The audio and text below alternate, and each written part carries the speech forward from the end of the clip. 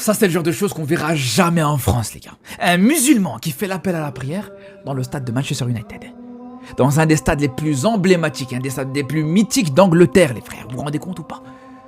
Je vous dis, en France, les gars, un musulman, si par malheur, j'ai l'impression de dire par malheur, un musulman essaye de faire ça, c'est terminé pour lui. Prison, de retour au bled, ça fait des débats sur lui pour le reste de sa vie sur les plateaux télé. C'est terminé, c'est fini pour lui.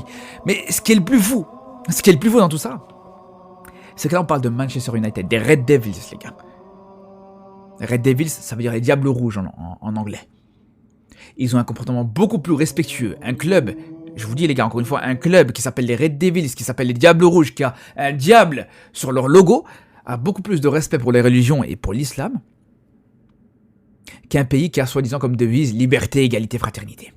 Ah, les gars, c'est là où vraiment on se rend compte encore une fois à quel point les Anglais, l'Angleterre, a un comportement qui montre l'exemple, qui est exemplaire du début à la fin, les gars.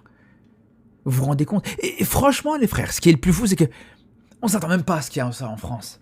On s'attend même pas à ça en France. On attend juste une chose. Pour moi, personnellement, pendant le ramadan, la seule chose que t'attends, c'est que juste, on te laisse faire juste ta religion tranquillement, discrètement, manger une date à la rupture du jeûne. Même ça, c'est pas autorisé. J'en ai fait une vidéo, j'ai fait une vidéo là-dessus hier ou avant-hier, où il fallait attendre qu'un joueur, un gardien, fasse semblant qu'il soit blessé pour que les joueurs musulmans puissent faire leur rupture de jeûne tranquillement.